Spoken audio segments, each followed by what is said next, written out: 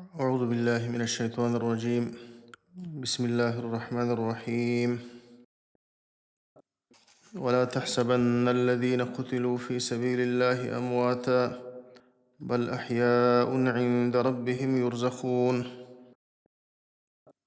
ولا تحسبن الذين أو گمان مکوه په هغو کسانانو باندې قتلوا في سبيل الله چې وژل شوي دي په لاره د الله تعالی کې امواتا د مړو چې هغه لکه د عامو مړو انسانانو په شان دي، بل احیاء بلکې ژوندي دي هغوی په یو خاص قسم ژوند سره چې هغه برزخي ژوند دی.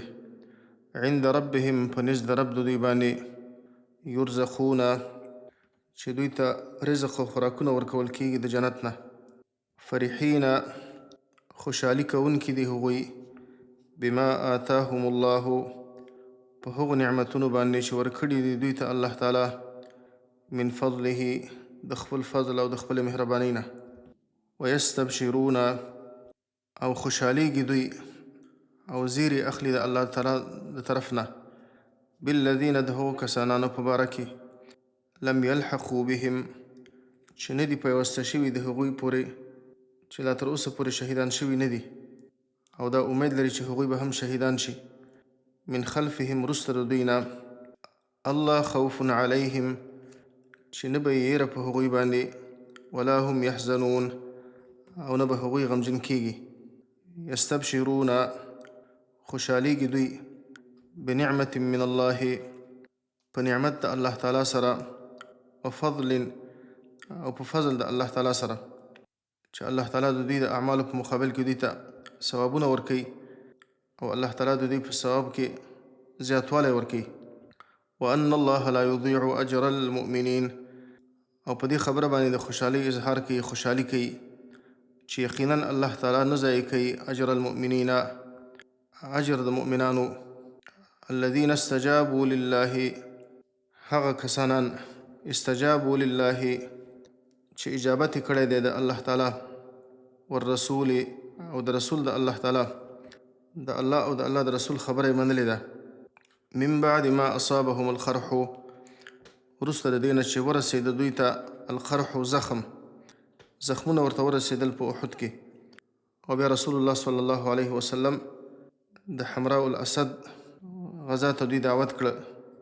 رسول الله صلی الله علیه وسلم سره په دې زخمی حالت کې لاړل.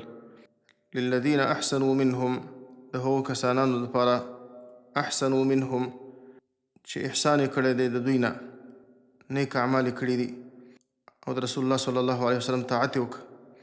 واتقوا او تقوا یې اختیار کړې ده، رسول الله صلی الله علیه وسلم د مخالفت نه یې ځان ساتلی دی.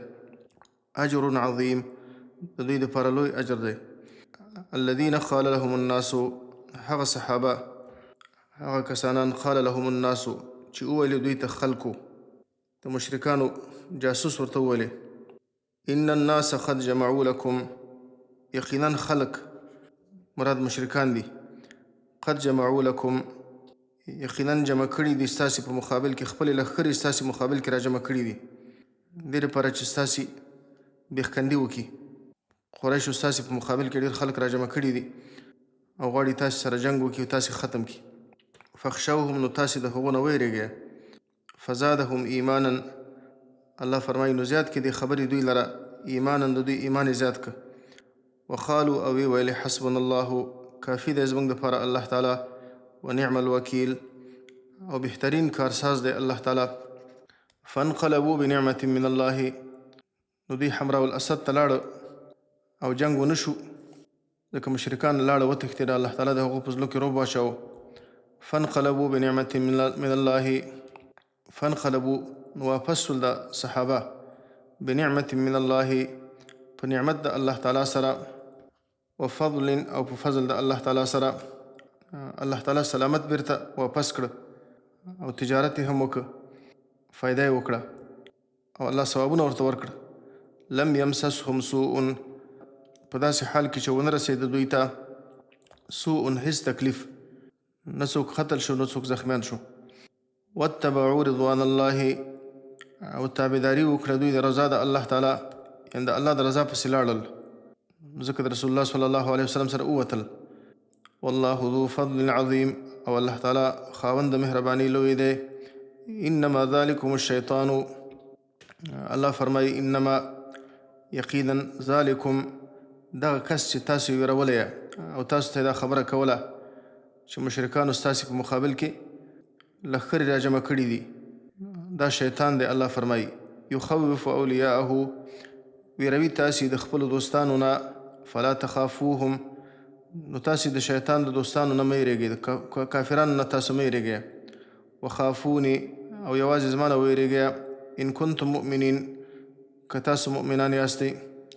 ولا يحزنك الذين يسارعون في الكفر، ولا يحزنك، او غمگین او خفه دې نه کي تا ای نبي صلی الله علیه وسلم، الذين يسارعون في الكفر، هغه کسانان چې هغه په تیزۍ سره ورځي فی الکفر، د کفر په کارونو کې، چې د کفارو نصرت کوي، د کفارو سره مدد کوي، لکه بعضې منافقان یا بعضې کسان مرتد شو، نو د دوی د وجه نه ته مه خفه کېږه، دا خپل کار مه پرېږده. انهم لن يضروا الله شیئا، یقینا دوی هیڅ کله ضرر نشي رسولی الله تعالی ته، شیئا هیڅ ضرر. یرید الله، غواړي الله تعالی، الله یجعل لهم، دا چې ونه ګرځوي د دوی دپاره، یعنې ورنکي دوی ته حظا فی الآخرة، هیڅ برخه د ثواب په آخرت کې. ولهم عذاب عظیم، او دوی دپاره عذاب دی لوی.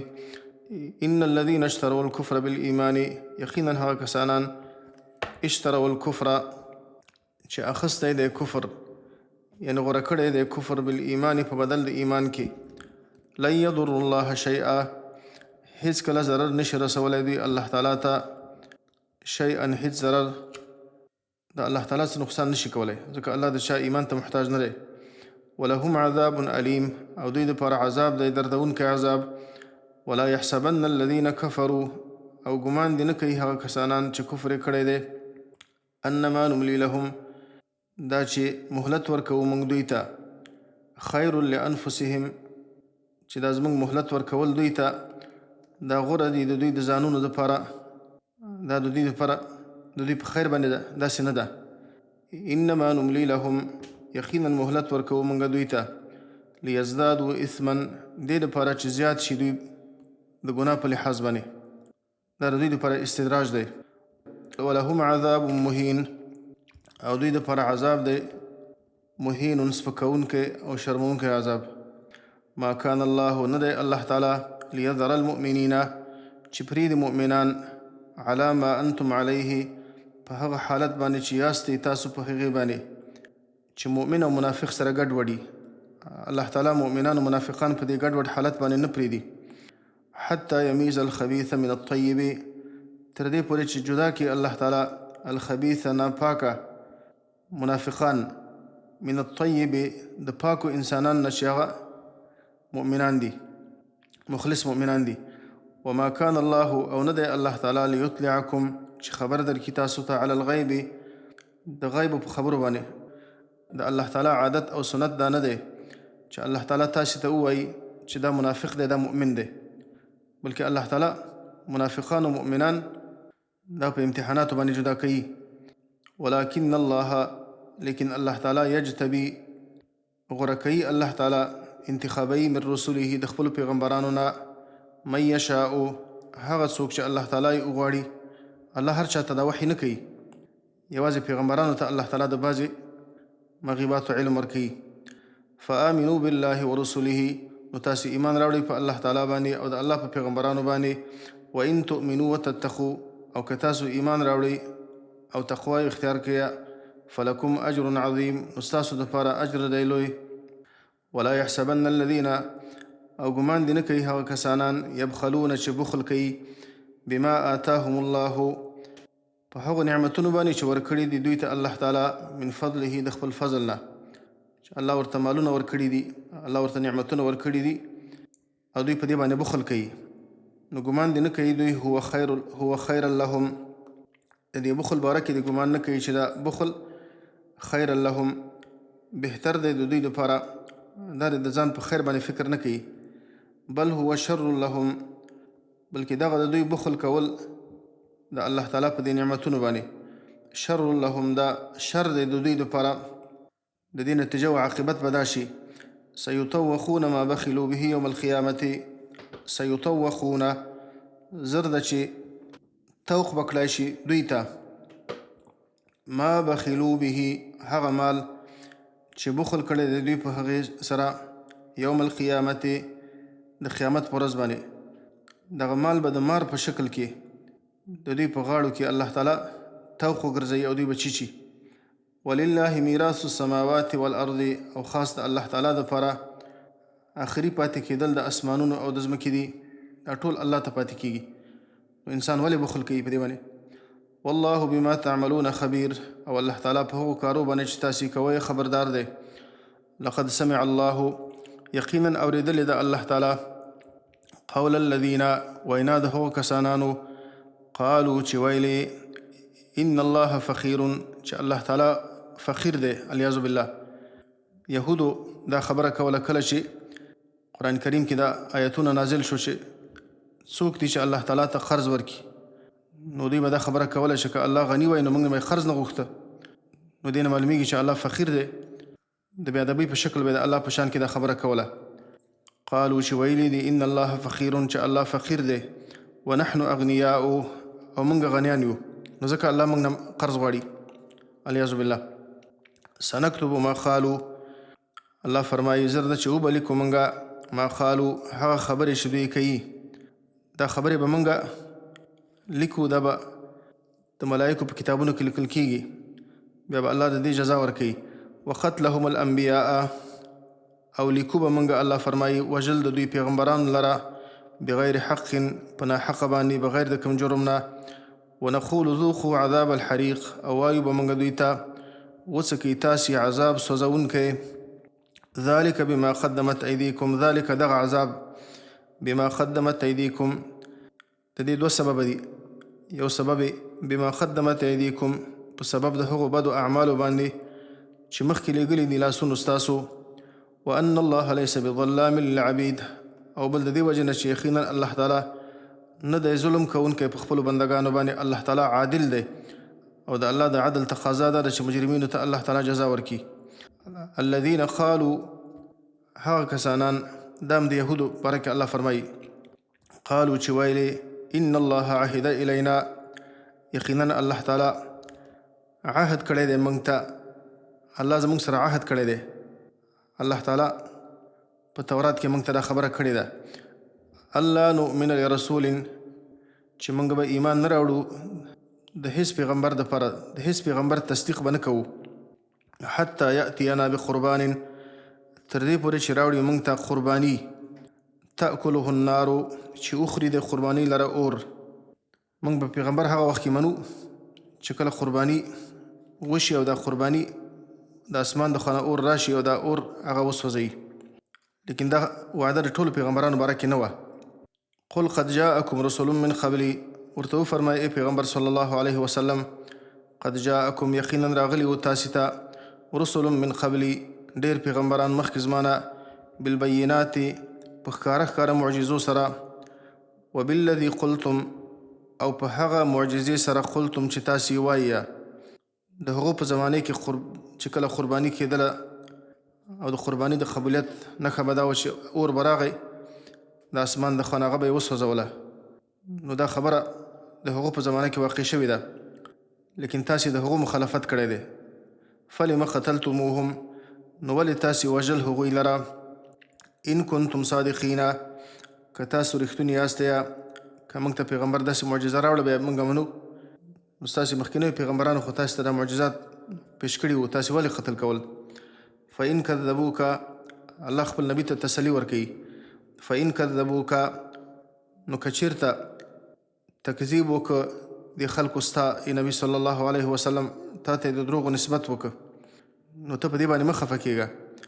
فقد کذب رسول من قبلک نو یقینا تکذیب شوی دی د ډېرو پیغمبرانو من قبلک مخکې ستانه جاءوا بالبینات او د تکذیب وجه دا نه وه چې پیغمبرانو کومه کوتاهي کړې وه.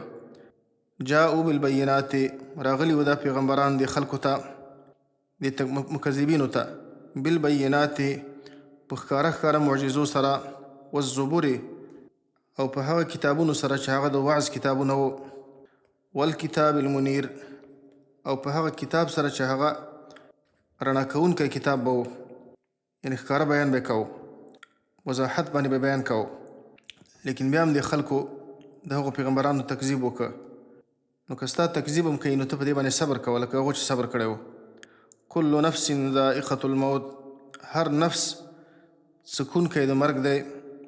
وانما توفون اجورکم، او یقینا پوره پوره به درکول کېږي تاسې ته اجورکم ثوابونه د اعمالو ستاسو یوم القیامت د قیامت په ورځ باندې.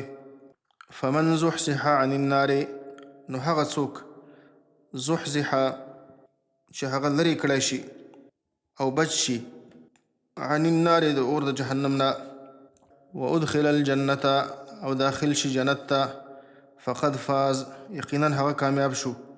وما الحیات الدنیا، او نه د ژوند د دنیا الا متاع الغرور مگر سامان د دوکې دی.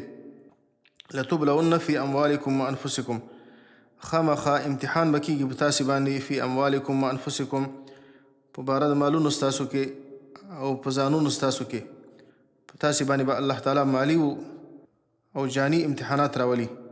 ولتسمعن، او خامخا اورئ به تاسو من الذین اوتوا الکتاب، د هغو کسانانو نه چې ورکړی شوی دی کتاب، من قبلکم مخکې ستاسو نه، ومن الذین اشرکوا، او د هغو کسانانو نه چې مشرکان دي، اذن کثیره ردې بدې زیاتې، د خولې ردې بدې به تاسو ته زیاتې وایي. وان تصبروا وتتقوا، او که صبر وکړه تاسو، وتتقوا او تقوا مې اختیار کړه د الله نه ویرېدی، فإن ذلك من عزم الامور، فإن ذلك نو یقینا دغه صبر کول او دغه تقوا من عزم الامور د هغو کارونو څخه دي چې انسان د هغو دپاره باید جدي تصمیم ونیسي او قوي عزم وکړي چې الله تعالی په تاکید باندې د هغې وصیت تاسو ته کوي. وإذ أخذ الله ميثاق الذين أوتوا الكتاب، او یاد که هغه وخت ای نبی صلی الله علیه وسلم کله چې واخیستله الله تعالی میثاق الذین مضبوطه وعده د هغو کسانانو نه اوتو الکتابه چې ورکړی شوی دی کتاب، لتبیننه للناس چې خامخا بیانوئ به تاسې دا کتاب للناس خلکو ته، ولا تکتمونه او تاسې به دا نه پټوئ. الله تعالی ځینې دا مضبوطه وعده اخیستې وه. فنبذوه وراء ظهورهم، فنبذوه نو هغوی وغورځوله دغه وعده د الله تعالی وراء ظهورهم وروسته د شاګانو خپلو نه، د الله تعالی دا وعده یې شاته وغورځوله او د الله تعالی کتاب کې چې کوم حق و هغه یې پټ که. واشتروا به ثمنا قلیلا، او واخیسته به په بدل د دې وعدې کې ثمنا قلیلا پیسې لږې، د دنیا مالو متاع ته یې په دې باندې ترجیح ورکړه او د الله تعالی دا کوم حق خبرې شوې دا پټې کړې. فبئس ما یشترون، نو ډېر بد دی هغه شی چې دوی اخلي د دې وعدې د ماتولو په مقابل کې چې دوی څه واخیستل، هغه ډېر بد شی دی. الله فرمایي لا تحسبن الذين يفرحون بما اتوا، لا تحسبن ګمان مه کوه الذين يفرحون په هغه کسانانو باندې چې خوشحالیږي بما اتوا په هغو بدو کارونو باندې چې دوی کوي، چې خلک ګمراه کوي، خلکو ته غلطې خبرې کوي د دین په نوم باندې. ویحبون او دا خوښوي ان یحمدو چې د دوی ستاینه دې وشي بما لم یفعلو په هغه کارونو باندې چې دوی نه کوي.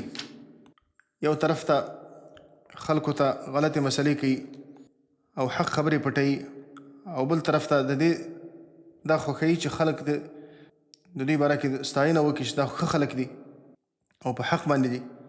فلا تحسبنهم، نو ګمان مه کوه په دوی باندې بمفازة من العذاب په خلاصېدلو سره د عذاب د الله تعالی نه، ولهم عذاب علیم او دوی دپاره عذاب دی دردناک. ولله ملک السماوات والارض، او خاص د الله تعالی دپاره پاچاهي د اسمانونو او د ځمکې ده.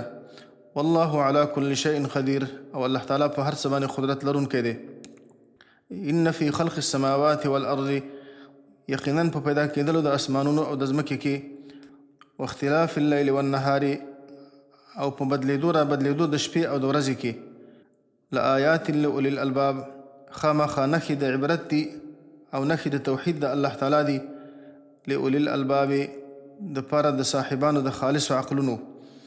الذين يذكرون الله قياما، عقلمند انسانان هغه کسانان دي یذکرون الله چې یادوي الله تعالی قیاما د ولاړې په حالت کې، وقعودا او د ناستې په حالت کې، وعلى جنوبهم او په خپلو اړخونو باندې چې کله پراته وي، یعنې په هر حالت کې الله تعالی یادوي. ويتفکرون او فکر کوي او سوچ کوي فی خلق السماوات والارض، په باره د پیدا کېدلو، په باره د خلقت د اسمانونو او د ځمکې کې. او کله چې فکر وکړي نو دې نتیجې ته رسیږي ربنا ای رب زمونږه ما خلقت هذا، نه دی پیدا کړی تا دا مخلوق باطلا بېهوده او بېفایدې، بلکې دا ستا د قدرت او ستا د توحید دلایل دي. سبحانک پاکې ته ای ربه د دې خبرې نه چې ته دې بېفایدې او کار وکړي. فقنا عذاب النار، نو بچ وساتې موږ د عذاب د اور د جهنم نه.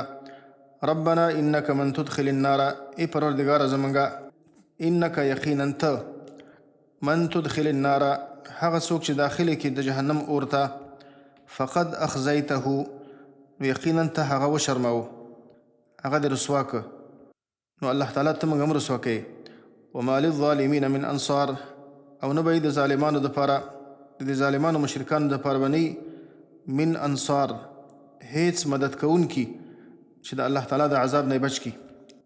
ربنا اننا سمعنا منادیا، ای رب زمونږ یقینا واورېدل موږ منادیا د یو اواز کوونکي نه، ینادي للایمان چې اواز یې کوه د ایمان طرف ته، د ایمان طرف ته خلق را بلل چې محمد رسول الله او قرآن کریم او عام دعوت کوونکي. ان آمنوا بربکم، او ویلې داسې ویلې ان آمنوا بربکم چې تاسې ایمان راوړئ بربکم په خپل رب باندې. فآمنا نو موږ ایمان راوړ، موږ د هغه دا دعوت قبول که. ربنا فاغفر لنا ذنوبنا، نو دا وسیله شوله. اوس دعا کوي ربنا فاغفر لنا، ای رب زمونږه فاغفر لنا نو وبخي موږ ته ذنوبنا ګناهونه زمونږه، وکفر عنا او محو کې زمونږه، او محو کې زمونږ نه سیئاتنا ګناهونه زمونږه. الله زمونږ په ګناهونو باندې پرده واچوي او زمونږ ګناهونه الله تعالی بیخي محو کړي. وتوفنا مع الابرار، او وفات کې موږ سره د نیکانو نه، یعنی الله تعالی زمونږ حشر د نیکانو سره وکړي. ربنا وآتنا ما وعدتنا، ای رب زمونږه وآتنا او راکې موږ ته ما وعدتنا هغه چې وعده یې کړې تا زمونږ سره، علی رسولک په ژبه د پیغمبرانو خپلو، چې الله تعالی تا د ثوابونو وعده کړې ده، د خپل رحمت او د خپل فضل وعده یې کړې ده، نو الله تعالی موږ ته هغه راکړي. ولا تخزنا یوم القیامت، او مو شرموي موږ او مو رسوا کوي موږ یوم القیامت د قیامت په ورځ باندې. انک لا تخلف المیعاد، یقینا ته مخالفت نه کوي د وعدې نه. فاستجاب لهم ربهم، فاستجاب لهم نو اجابت وکړه لهم د دوی دپاره ربهم رب د دوی، د دوی رب د دوی دا دعاګانې قبول کړي، دا دعاګانې هم قبول کړي. او الله دا وعده کړې ده انی لا اضیع عمل عامل، چې یقینا زه نه ضایع کومه عمل عامل عمل د هیڅ عمل کوونکي، منکم ستاسو نه، من ذکر د نارینهو نه او انثى یا د زنانهو نه، هر عمل کوونکی که هغه نارینه دی که زنانه دی، د هغو هیڅ عمل نه ضایع کوم، که لږ دی که ډېر دی او که هر نیک عمل دی.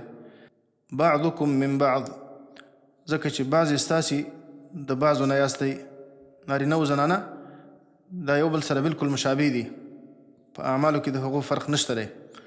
داسې نه ده چې الله تعالی به نارینهو ته زیاته بدله ورکوي، زنانو ته به الله تعالی کم ورکوي. فالذین هاجروا واخرجوا من دیارهم، نو هغه کسانان هاجروا چې هجرت یې کړی دی د الله تعالی دپاره، خپل وطن یې د الله تعالی د دین دپاره پرېښی دی. واخرجوا من دیارهم، او ایستلی شوي دي د خپلو کورونو نه د الله تعالی د دین په خاطر باندې. واوذوا فی سبیلي، او اذیت شوي دي، تکلیف ورکړی شوی دی، قسمه قسم تکلیفونه ورکړی شوي دي فی سبیلي زما په لاره کې، یعنې زما د دین دپاره. وقاتلوا، او قتال کړی دی د کافرانو سره وقتلوا او د الله تعالی په لاره کې وژل شوي دي لأکفرن عنهم نو خامخا محو به کمه زه د دوی نه سیئاتهم د دوی ګناهونه کوم کسانان چې د الله په لاره کې شهیدان شي نو الله وعده ورسره کوي چې زه به خامخا د هغو ګناهونه ورته معاف کړمه ولأدخلنهم او خامخا داخل به کمه زه جنات هغو جنتونو ته تجري من تحتها الانهار چې بهیږي به لاندې د هغو نه نهرونه ثوابا من عند الله او دغه جنتونه به دوی ته بدله ورکول کېږي ثوابا من عند الله بدله د الله د طرف نه والله عنده حسن الثواب او الله تعالی عنده خاص د الله تعالی سره حسن الثواب بهترینه بدله ده لا يغرنك تقلب الذين كفروا في البلاد لا يغرنك دوکه دې نه کي ته تقلب الذین اوړېدل را اوړېدل د هغو کسانانو کفرو چې کافران دي فی البلاد په ښارونو کې دا کافران چې په دې وطنونو کې د تجارتونو دپاره د یو وطن نه بل وطن ته ځي او دا ځمکې دا وطنونه نیسي یو د بل پسې نو په دې باندې تاسې فکر ونه کوئ چې دا په حق باندې دي چې دوی د الله تعالی خوښ دي نو ځکه دوی ته الله دا نعمتونه ورکړي دي متاع قلیل دا فایده ده قلیل لږه دا د دنیا معمولی متاع ده چې انسانان ځینې فایده اخلي بیا ختمیږي ثم مأواهم جهنم بیا ځای د استوګنې د هغوی جهنم دی وبئس المهاد او ډیر بد فرش دی د جهنم لكن الذين اتقوا ربهم دا نعمتونه چې الله تعالی د کافرانو ته ورکړي دي د دې نعمتونو په مقابل کې الله د آخرت نعمتونه ذکر کوي چې هغه بهتر دي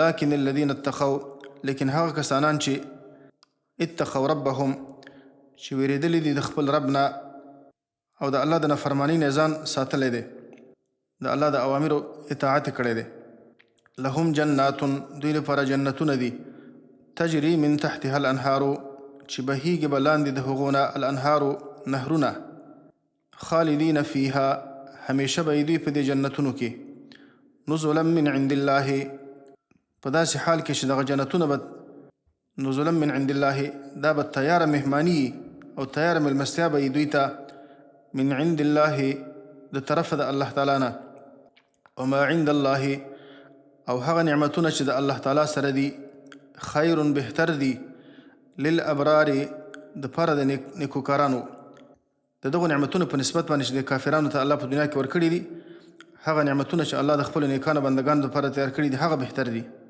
تاسې د هغو د حصول کوشش وکړئ وان من اهل الكتاب مخکې آیتونو کې الله تعالی د اهل کتابو بعضې خباستونه ذکر کړه اوس الله تعالی د اهل کتابو د نیکانو خلکو ذکر کوي چې دوی کې نیکان خلک هم شته دي وان من اهل الكتاب او یقینا بعضې د اهل کتابو نه لمن خامخا هغه څوک دي یؤمن بالله چې ایمان لري په الله تعالی باندې وما انزل الیکم او په هغه کتاب باندې چې نازل شوی دی تاسو ته چې قرآن دی وما انزل الیهم او په هغه کتابونو باندې چې نازل شوي دي دوی ته تورات انجیل پخواني کتابونه د الله تعالی په ټولو کتابونو باندې ایمان راوړي د الله د کتابونو منځ کې فرق نه کوي خاشعین لله عاجزي کوونکي دي الله تعالی ته په داسې حال کې چې عاجزي کوونکي دي الله تعالی ته لکه عبدالله ابن السلام او د هغو امثال لا یشترون بآیات الله مخکې الله د اهل کتابو ذکر وکړي چې هغوی د الله وعده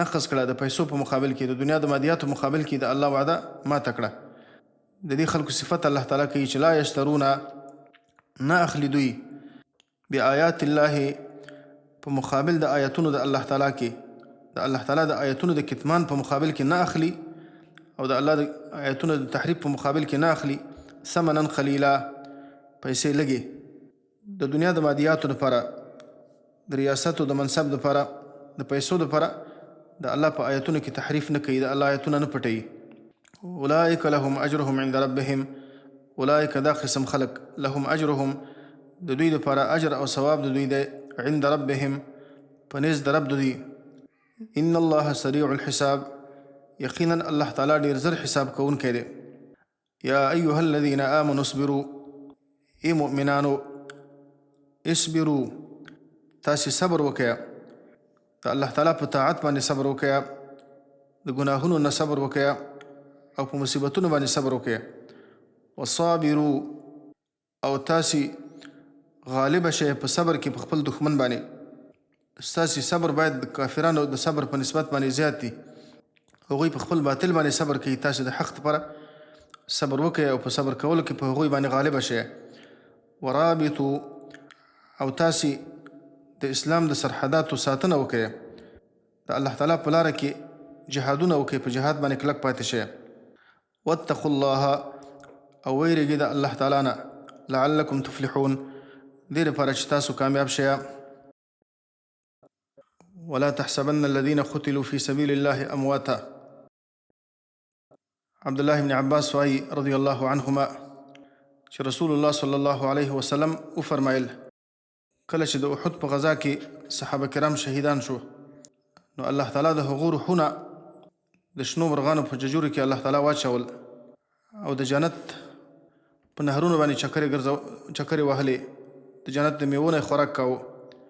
بیا د عرش لاندې څه قندیلونه راځوړند د سرو زرو نه، بیا به دې قندیلونو ته راتله، شپه یې په دې کې تېروله. نو کله چې دوی وکتل چې الله تعالی ښه خوراکونه ورکړي دي، الله ورته ښه د څښاک اسباب ورکړي دي او بهترین ځای ورته الله ورکړی دی، نو دې خلکو دې شهیدانو وویلې من یبلغ اخواننا عنا ان احیاء فی الجنة نرزق. زمونږ باره کې به زمونږ ورونو ته څوک دا زمونږ پیغام ورسوي، زمونږ د حالت باره کې به څوک زمونږ ورونو ته اطمینان ورکړي چې موږ په جنت کې ژوندي یو، الله تعالی موږ ته په جنت کې خپل نعمتونه راکوي، خوراکونه راکوي. لئلا یزهدوا فی الجهاد، دې لپاره چې خلک د جهاد نه بېرغبته نه شي. نو الله تعالی وفرمایل چې زه به ستاسې دا خبره ورسوم. نو دا آیت الله تعالی راولېږه.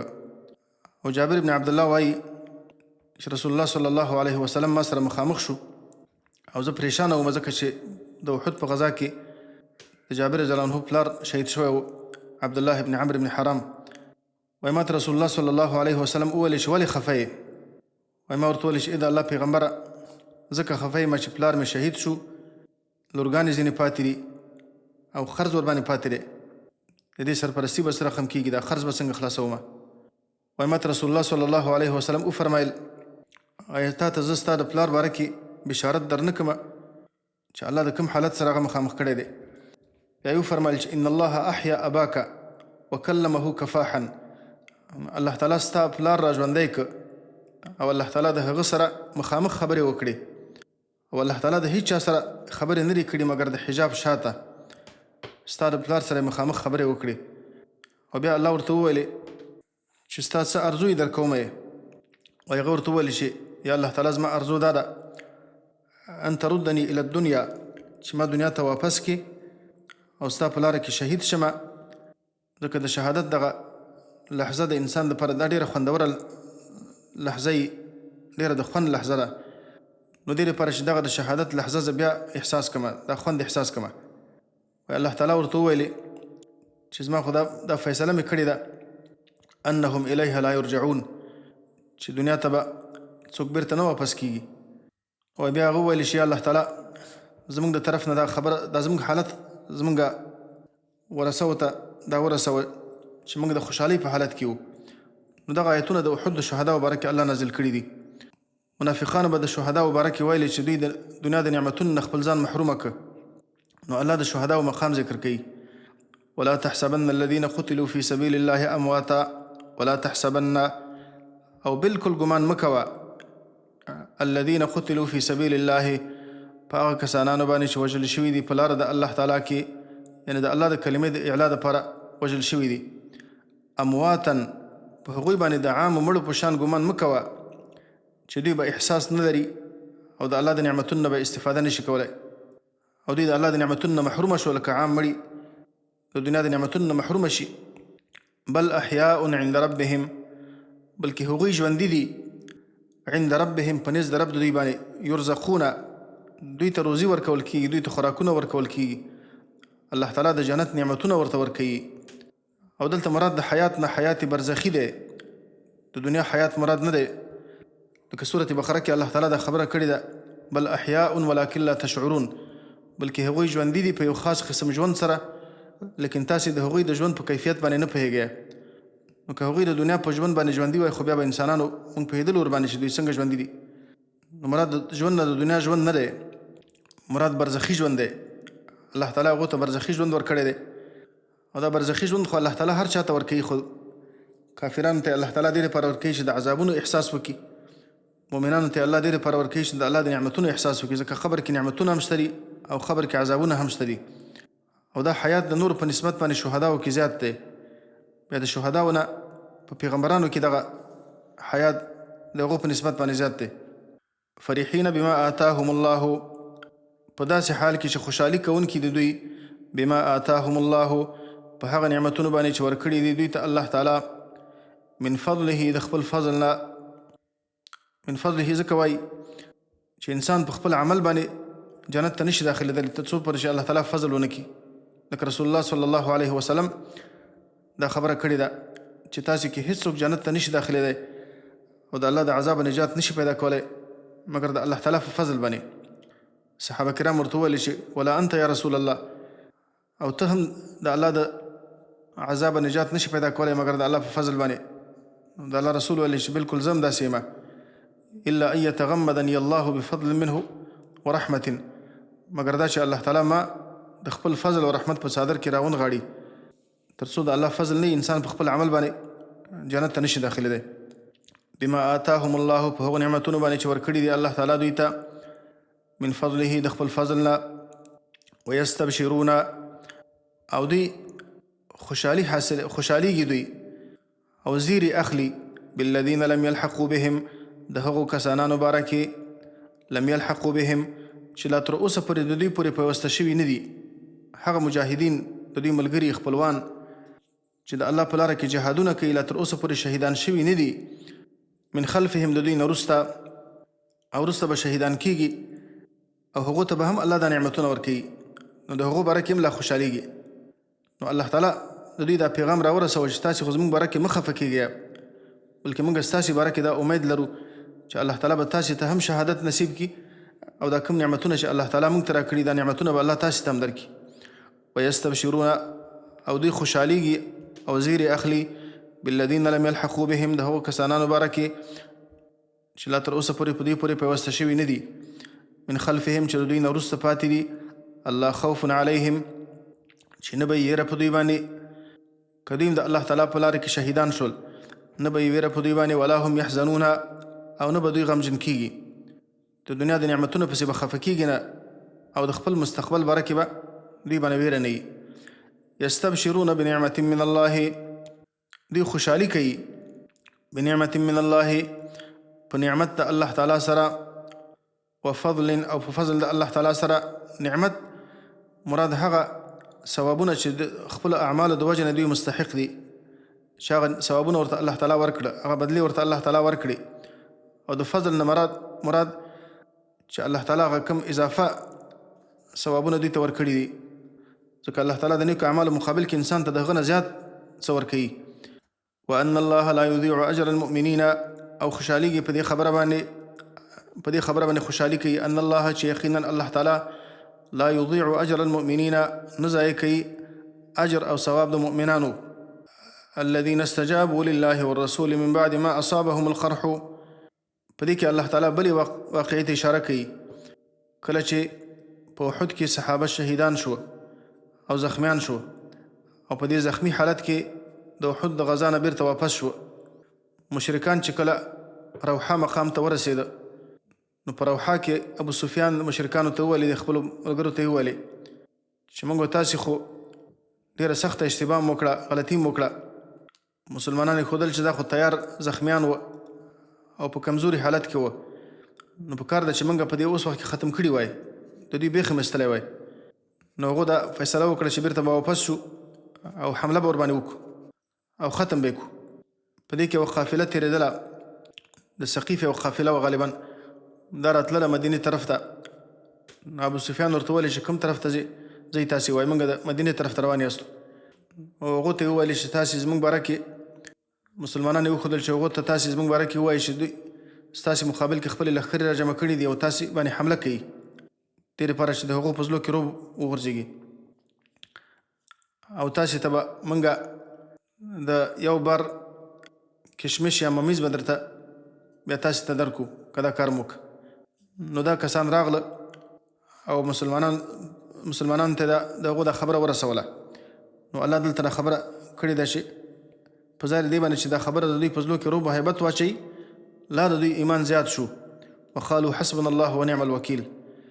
پیغمبر صلی الله علیه وسلم صحابه ورته وویل چې کومو کسانانو چې په احد کې برخه اخیستې ده نو هغه دې ځان تیار کړي او ځو حمراء الاسد ته. نو همدغه صحابه کرام چې په زخمی حالت کې وه، زخمیان هم پکې وو، دا تکلیفونه یې لیدلي وو، په سبا باندې ووتل حمراء الاسد ته لاړو. او په دې کې یو کس و، نو هغه پیغمبر صلی الله علیه وسلم ورته وویلې د خزاعه قبیلې نه یو کس و، معبد خزاعي په نوم باندې، چې ابو سفیان دا د مسلمانانو سره خیرخوا خلک وه.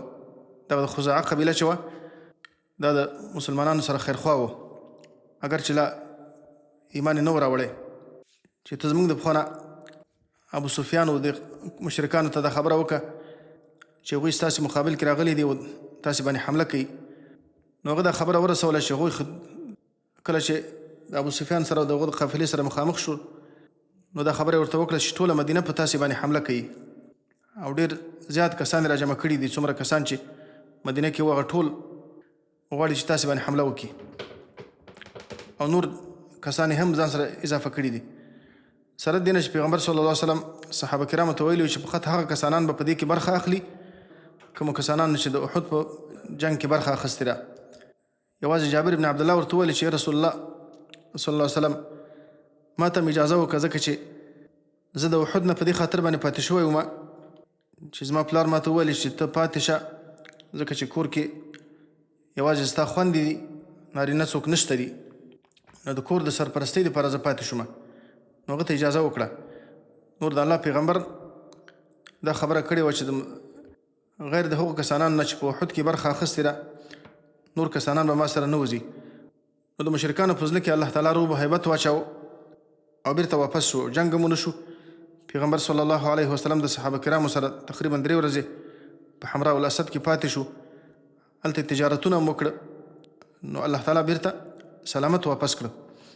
او څوک وایي چې دا د بدر صغرا سره تعلق لري، خو مشهوره دغه واقعه ده چې دا د حمراء الاسد سره تعلق لري. دغه آیتونه الذين استجابوا لله، هغه مؤمنان استجابوا چې اجابت یې وکړه لله د الله تعالی والرسول او د رسول د الله تعالی، د الله او د الله د رسول خبره یې ومنله. من بعد ما اصابهم القرح، وروسته د دې نه چې ورسېده دوی ته القرح زخمونه، په داسې حال کې چې په احد کې دوی زخمیان شوي وو، په دغه زخمی حالت کې د الله او د الله د رسول خبره یې ومنله. للذین احسنوا منهم، د هغو کسانانو لپاره احسنوا منهم چې احسان یې کړی دی د دوی نه، یعنې د الله او د الله د رسول اطاعت یې کړی دی چې دغه ټولو صحابو اطاعت وکړه. واتقوا، او د الله تعالی نه ویرېدلي دي، د الله او د الله د رسول د مخالفت نه ځان بچ کړی دی. اجر عظیم، د دوی لپاره اجر دی لوی. الذین قال لهم الناس، هغه مؤمنان قال لهم الناس چې وویل دوی ته خلکو ان الناس قد جمعوا لكم، یقینا خلکو قد جمعوا لكم جمع کړي دي ستاسې په مقابل کې لښکرې. جمعو یا لازم هم کېدای شي، متعدیم کېدای شي. که جمعو لازم شي معنا ان الناس خلق یعنی قریش مشرکان قد جمعوا لكم جمع شوي دي ستاسې په مقابل کې، ستاسې مقابل کې ټول را جمع شوي دي. یا قد جمعوا لكم که متعدي شي را جمع کړي دي ستاسې په مقابل کې ډېرې لښکرې. فخشوهم، نعیم بن مسعود یا دا خبره کړې وه، یا قافلې والا دا خبره کړې وه. فخشوهم، نو تاسې د هغو نه ویرېږئ. فزادهم ایمانا، نو زیات که دې خبرې د مؤمنانو لره ایمانا، د هغو ایمان زیات که. دا آیت یو د هغو آیتونو نه دی چې په دې خبره دلالت کوي چې په ایمان کې زیاتوالی راځي، ایمان کمیږي او زیاتېږي. ځکه الله دا خبره کوي چې ایمان فزادهم ایمانا، د دوی ایمان زیات که. او بعضې علما چې وایي چې ایمان زیاتېږي او کمیږي د مومن بهي په لحاظ باندې، چې د پیغمبر اسلام په وخت کې به آیتونه کله زیات نازل شو خو ایمان به د مومن بهي په لحاظ باندې زیات شو. دلته د مؤمن به خبره مطرح نه ده. الله فرمایي دې خبرې د دوی ایمان زیات که، فزادهم ایمانا، دې خبرې د هغو ایمان زیات که.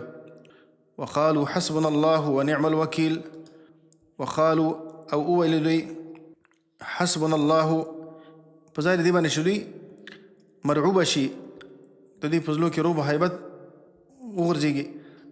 الله فرمایي د دوی ایمان زیات شو. وقالوا حسبنا الله، او وویل دوی کافي دی زموږ دپاره الله تعالی، ونعم الوکیل، او بهترین کارساز دی الله تعالی. وکیل هغه چاته ویل کېږي چې څوک خپل کار هغه ته وسپاري. الله تعالی بهترین هغه ذات دی چې څوک هغه ته خپل کار وسپاري نو الله تعالی کار برابروي. امام بخاري د عبدالله ابن عباس نه روایت کړی دی چې حسبنا الله ونعم الوکیل دا هغه کلمه ده ابراهیم علیه السلام چې کله اور ته واچول شو نو دا کلمه یې وویلې.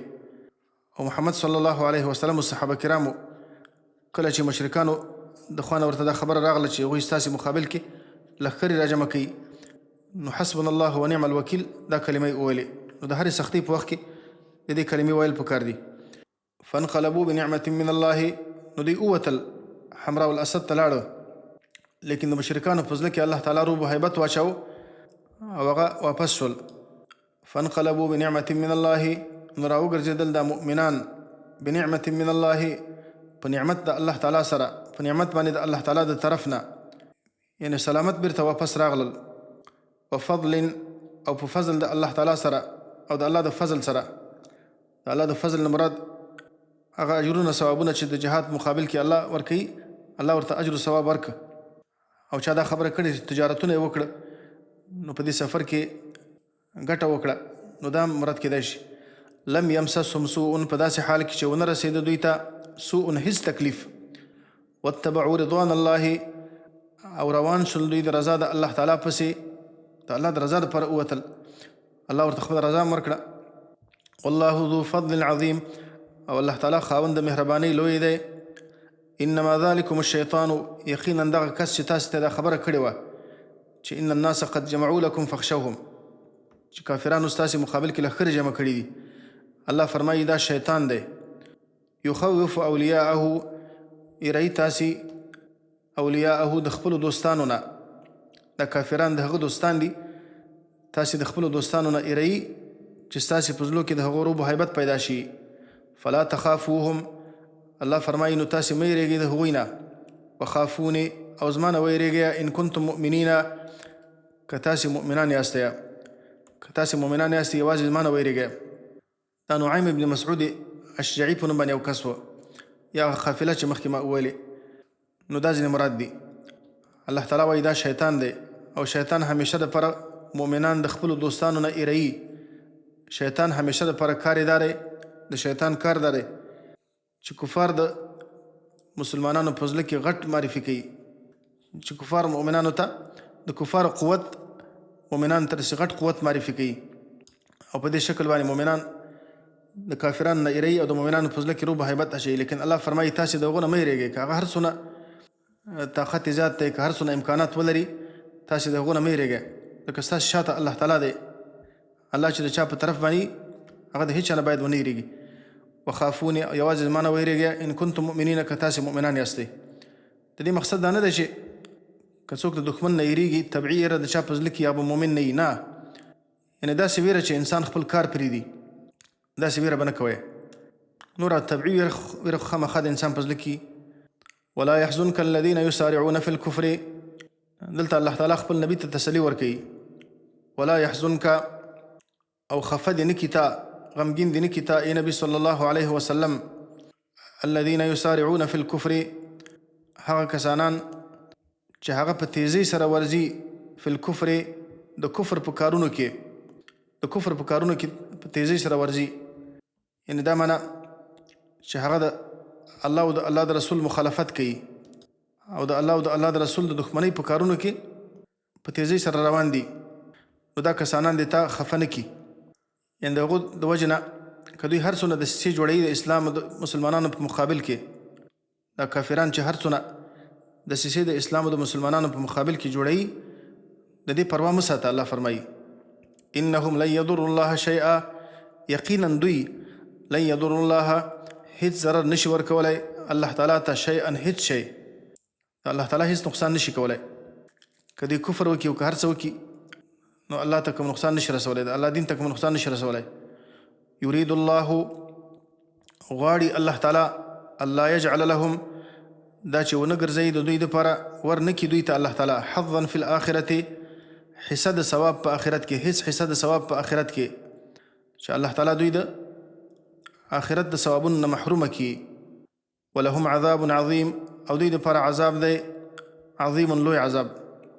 ان الذين اشتروا الكفر بالایمان بیا الله تعالی فرمایي یقینا هغه کسانان اشتروا الكفر چې اخستی دی کفر بالایمان په بدل د ایمان کې، د منافقان ځینې مراد دي، یعنی ایمان په کفر باندې بدل کړی دی، د ایمان په ځای باندې کفر ته ترجیح ورکړې ده. لن یضر الله شیئا هیڅ کله ضرر نشي ورکولی الله تعالی ته شیئا هیڅ ضرر. ولهم عذاب علیم او دوی دپاره عذاب دی دردونکی عذاب.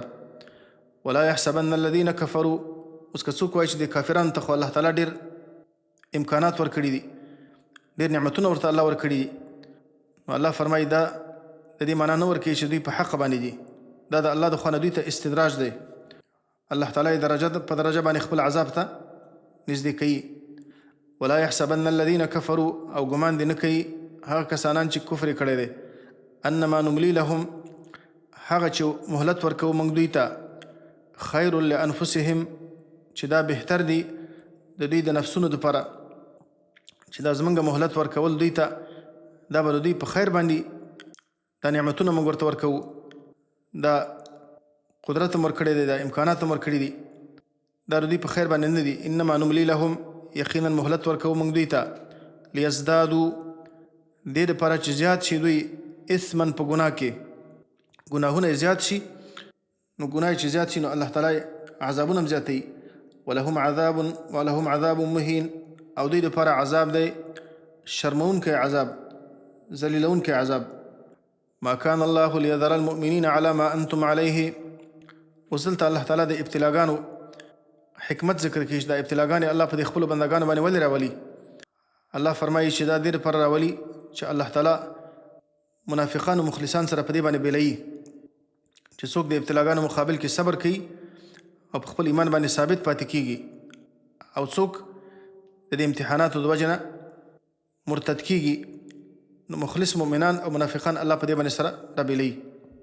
ما كان الله نه دی الله تعالی د الله تعالی سنت او د الله تعالی طریقه دا نه ده لیذر المؤمنین چې پریدي مؤمنان علی ما انتم علیه په هغه ګډوډ حالت باندې چې یاستئ تاسو په هغې باندې، چې مؤمن او منافق دې سره ګډوډي الله تعالی مؤمنان او منافقان په دې ګډوډ حالت باندې نه پریدي تر دې پورې چې الله په دې باندې ابتلا راولي، امتحانات ور باندې راولي او د امتحاناتو د وجې نه دغه دواړه ډلې سره جدا جدا کړي، مؤمنان او منافقان سره جدا کړي، مخلص مؤمنان او منافقان جدا کړي. لکه د احد په غزا کې چې الله تعالی د دې امتحان د وجې نه د ایمان والا او د نفاق والا سره الله جدا کړه.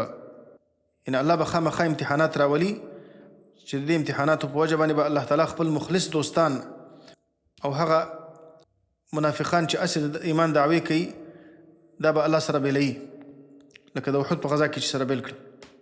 حتی یمیز الخبیثه تر دې پورې چې جدا کی الله تعالی الخبیثه ناپاکه نه مراد منافقین دي، من الطیب د پاکونه مراد مخلص مؤمنان دي، تر دې پورې چې الله تعالی ناپاکه منافقان د پاکو مخلص مؤمنان نه سره جدا کی. وما كان الله ليطلعكم على الغیب دا د یو سوال جواب دی. الله تعالی خو داسې هم کولی شي چې الله تعالی بندګانو ته وښیي چې دغه مؤمن دی دا منافق دی، نو دا خو په دې طریقه هم کېدله، نو امتحانات ولې الله تعالی راولي. نو الله فرمایي چې نه، دا د الله تعالی سنت او د الله طریقه نه ده چې هر چاته الله تعالی وحي وکړي او هر چاته الله د غیب علم ورکړي. صرف پیغمبرانو ته الله تعالی د بعضې مغیباتو علم الله ورکوي. وما كان الله او نه دی الله تعالی لیطلعکم چې خبر درکړي تاسو ته علی الغیب په غیب باندې په پټو خبرو باندې، چې تاسو ته الله تعالی خپله ووایي چې دغه منافق دی او دغه مخلص مؤمن دی، دا د الله طریقه نه ده. ولكن الله یجتبی من رسله من یشاء لیکن الله تعالی یجتبي غوره کوي او انتخابوي من رسوله د پیغمبرانو خپلو نه من یشاء هغه څوک چې الله تعالی یې وغواړي. نو الله تعالی هغه ته بعضې مغیبات ښیي، لکه رسول الله صلی الله علیه وسلم ته الله تعالی د ځینو منافقانو حالات ښودلي وو چې دا منافق دی، دغه منافق دی، او هر چا ته الله دا نه ښیي، بلکې الله د منافق او د مخلص د فرق دپاره الله سبحانه وتعالی امتحانات راولي. لکه الله تعالی په سورة عنکبوت کې فرمایلی دي ولقد فتنا الذين من قبلهم فليعلمن الله الذين صدقوا وليعلمن الكاذبين. الله فرمایي ستاسې نه مخکې خلکو باندې ما امتحانات راوستلي دي، او د امتحاناتو فایده دا ده چې الله تعالی معلوموي، یعنې الله راښکاره کوي هغه کسانان چې هغه د ایمان په دعوه کې صادق دي او هغه کسانان چې هغه دروغجن دي. فآمنوا بالله ورسوله، نو تاسو ایمان راوړئ په الله تعالی باندې او د الله په ټولو پیغمبرانو باندې. وإن تؤمنوا وتتقوا، او که تاسو ایمان راوړ وتتقوا او تاسو تقوا اختیار کړه، فلکم اجر عظیم، نو ستاسو دپاره اجر دی لوی اجر. ولا يحسبن الذين يبخلون بما آتاهم الله من فضله هو خيرا لهم. ولا يحسبن الذين، او ګمان دې نه کوي هغه کسانان يبخلون بما آتاهم الله. مخکې الله تعالی د جهاد ترغیب ذکر کړ، په دې مخکې آیتونو کې د جهاد ترغیب و، جهاد بالنفس.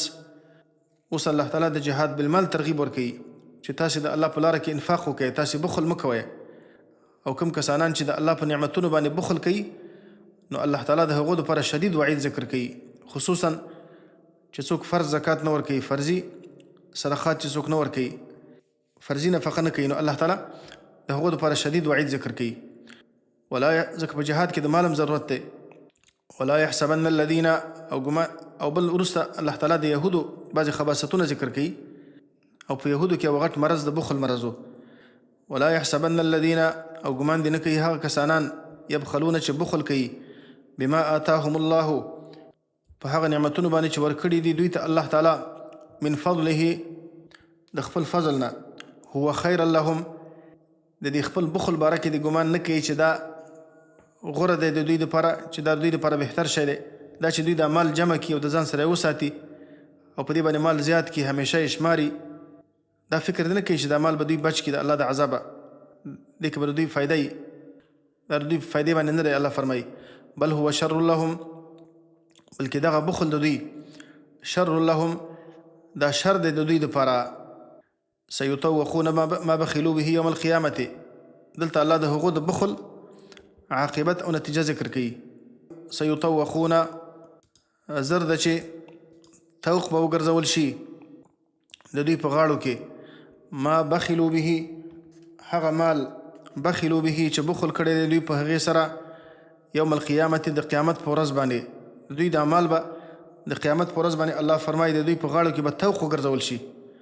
لکه حدیث کې راغلی د بخاري شریف حدیث دی، چاته چې الله تعالی مال ورکړی دی فلم یؤد زکاته، او زکات ادا نه کي، مثل له یوم القیامة شجاعا اقرعا، دا د مال به د قیامت په ورځ باندې د یو غټ مار په شکل باندې الله تعالی وګرځوي، ګنجی مار، او دا مار به د غاړې نه تاو شوی، فیأخذ بلهزمتیه، د دا وښکي به چیچي، او بیا به ورته وایي چې انا مالوکه انا کنزوکه، زه ستا مال یم او زه ستا هغه خزانه یم چې تا جمع کولم. بیا دا آیت نبی صلی الله علیه وسلم تلاوت که چې الله فرمایي چې ولا يحسبن الذین یبخلون بما آتاهم الله، نو الله فرمایي دا به د دوی دپاره توق وګرځول شي. ولله میراث السماوات والارض، ای انسانه ته د دې مال باندې ولې بخل کوې؟ دا مال خو ستانه پاتې دی. ولله میراث السماوات، او خاص د الله دپاره آخري پاتې کېدل د اسمانونو دي، والارض، او د ځمکې دي، د هر څه به الله ته پاتې کېږي، نو ته ولې په دې باندې بخل کوې؟ والله بما تعملون خبیر، او الله تعالی په هغو کارو باندې چې تاسې کوئ الله په هغو باندې خبردار دی. لقد سمع الله قول الذين قالوا ان الله فقير ونحن اغنياء، په دې آیتونو کې الله تعالی د یهودو څه خباستونه ذکر کوي. اول دا چې هغوی د الله تعالی په شان کې بې ادبي کوي. ابو بکر صدیق رضی الله عنه یو ورځ د یهودو یو مدرسې ته ورغی، نو یهود را جمع شوي وو، یو کس و په دوی کې فنحاس په نوم باندې دا د دوی د علماو نه و. ابوبکر رضی الله عنه فنحاس ته وویل چې د الله نه ویرېږه، اسلام قبول که. په الله قسم دی چې ته خو په دې باندې پوهېږې چې محمد صلی الله علیه وسلم د الله رسول دی او د هغه پیغمبر دی چې تجدونه مکتوبا عندکم فی التورات والانجیل، چې په تورات او په انجیل کې تاسې د دې صفات لوستلي دي. نو هغه ورته وویل چې یا ابا بکر ما بنا الی الله من حاجة، زمونږ الله ته حاجت نشته دی بلکې الله تعالی موږ ته محتاج دی. الیاذ بالله، داسې د الله په شان کې ګستاخي وکړه، ځکه چې الله تعالی زموږ نه قرض غواړي. قرآن کریم کې الله تعالی دغه آیتونه زیات ذکر کړي دي. څوک چې الله ته قرض ورکړي نو الله به ورته دغه نه زیات ورکړي. دغه نه مقصد خو دا دی څوک چې د الله دپاره صدقه ورکړي، الله خو د چا قرض ته محتاج نه دی. نو دا بې ادبي چې کله وکړه نو ابوبکر رضی الله عنه فنحاس ووهه او سخت یې ووهه، په دې مخ باندې ووهه. وایي بیا دا خبره ورته وکړه، په الله مې د قسمې که هغه عهد نه وای چې زموږ او ستاسې په منځ کې دی لضربت عنقک یا عدو الله، ای د الله دښمنه ما به ستا دا څټ وهلی و. فنحاس رسول الله صلی الله علیه وسلم ته راغی او دا شکایت ورته وکړه. پیغمبر صلی الله علیه وسلم د ابوبکر صدیق نه پوښتنه وکړه چې تا ولې دا کار وکړه؟ نو هغه دا خبره وکړه چې دغسې د الله په شان کې ګستاخي وکړه. نو زه د الله دپاره غوسه شوم او دا مې ووهه. فنحاس انکار وکړه. نو الله تعالی دغه آیت راولېږه، لقد سمع الله قول الذين قالوا ان الله فقير ونحن اغنياء. لقد سمع الله یقینا اورېدلې ده الله تعالی قول الذين قالوا، وینا د هغو کسانانو چې ویلي ان الله فقير، چې الله تعالی یقینا الله فقیر دی الیاذ بالله، ونحن اغنیاء او موږ غنیان یو ځکه چې الله زموږ نه قرض غواړي. نو الله فرمایي سنکتب ما قالوا، او بل ځای کې الله فرمایي د دوی په شان کې چې وقالت اليهود غلت ایدیهم، چې د الله تعالی لاسونه بند دي، داسې د الله په شان کې به ګستاخي کوله.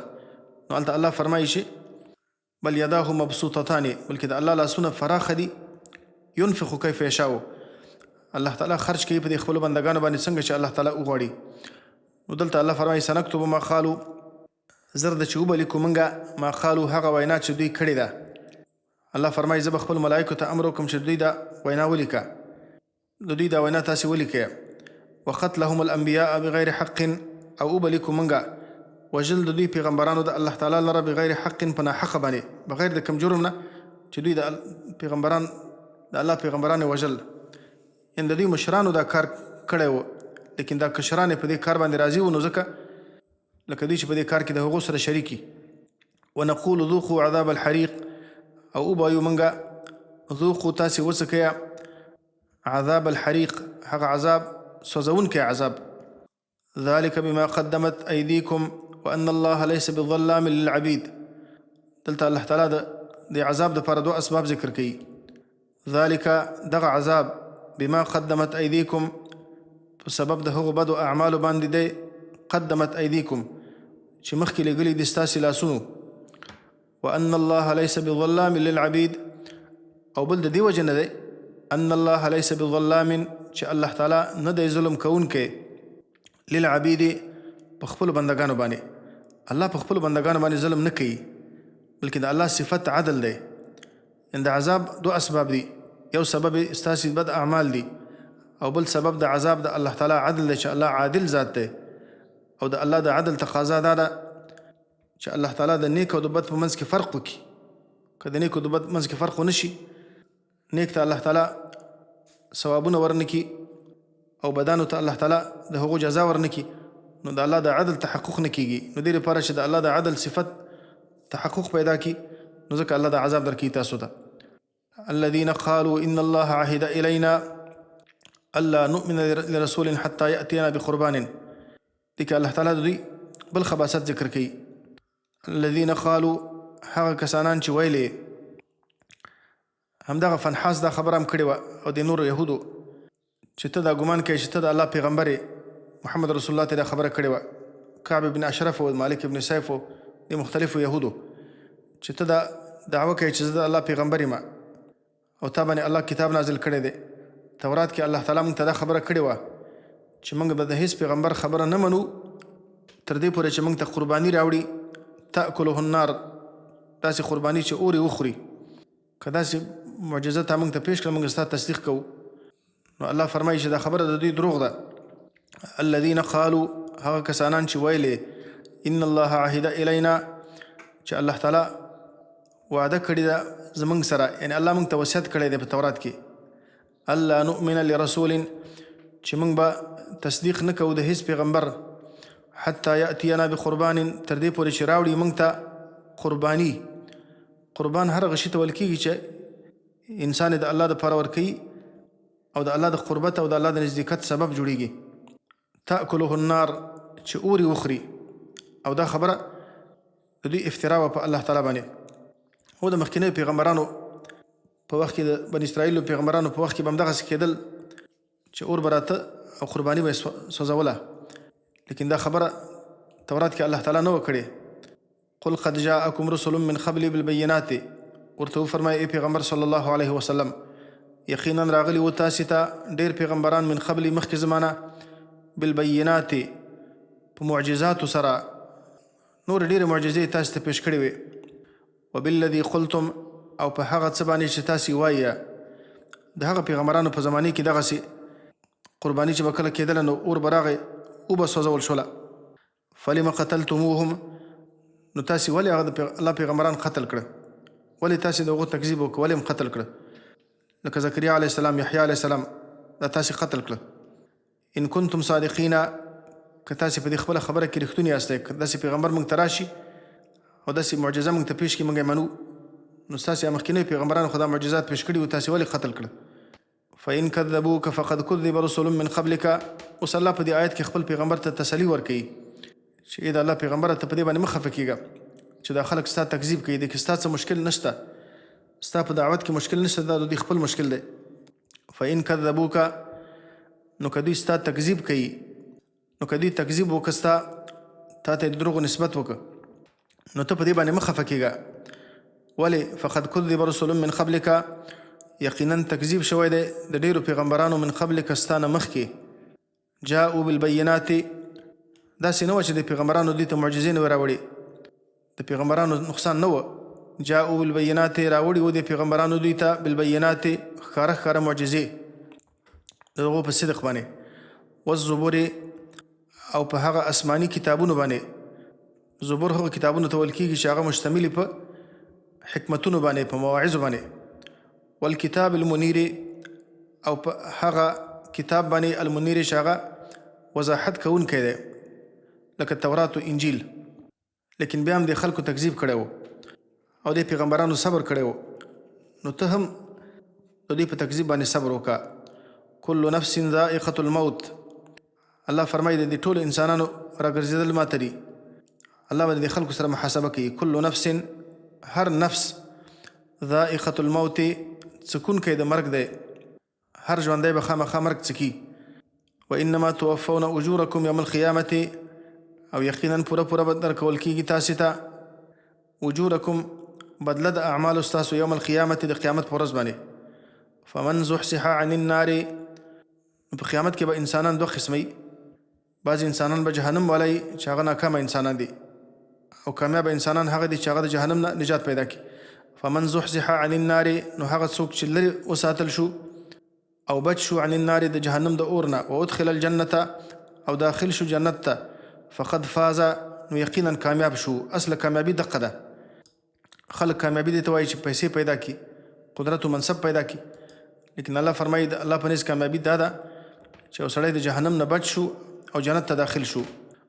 وما الحیات الدنیا، او نه د ژوند د دنیا، الا متاع الغرور، مگر سامان د دوکې دی. متاع هر هغه شي ته ویل کېږي کل ما یتمتع به قلیلا ثم یفنا، هغه شی چې دغه نه لږ فایده اخیستل کېږي بیا ختمیږي، دې ته متاع وایي، او دا د دوکې سامان دی. الله فرمایي. نو په دې کې الله تعالی د دنیا شان ذکر کړي چې دنیا د الله په نسبت باندې ډېره حقیره ده. اصل نعمتونه د آخرت نعمتونه دي، اصل کامیابي د آخرت کامیابي ده. لتبلون فی اموالکم وانفسکم، بیا الله تعالی فرمایي الله مؤمنانو ته د صبر امر کوي. تاسې باندې به امتحانات راځي، په دې امتحاناتو به صبر کوئ. لتبلون، خامخا تاسې باندې به امتحان کېږي، فی اموالکم، ستاسې په مالونو کې، وانفسکم، او ستاسې په ځانونو کې. تاسې باندې به فقر راځي، مصیبتونه به راځي، مرضونه به راځي، او تاسې به د الله په لاره کې شهیدان کېږئ، تاسې به د الله په لاره کې زخمیان کېږئ. ولتسمعن من الذین اوتوا الکتاب، او خامخا اورئ به تاسو من الذین اوتوا الکتاب د هغو کسانانو نه چې ورکړل شوی د کتاب، من قبلکم مخکې ستاسو نه، ومن الذین چې هغه یهودو نصارا دي، ومن الذین اشرکو او د هغو کسانانو نه چې مشرکان دي غیر کتابي کافران، اذن کثیرا ډېر اذیتونه، هغوی به تاسې ته بدې ردې وایي، تاسې باندې به اعتراضونه کوي او تاسې باندې به لعن و طعن کوي، لیکن تاسې به په دې ټولو حالاتو کې صبر کوئ.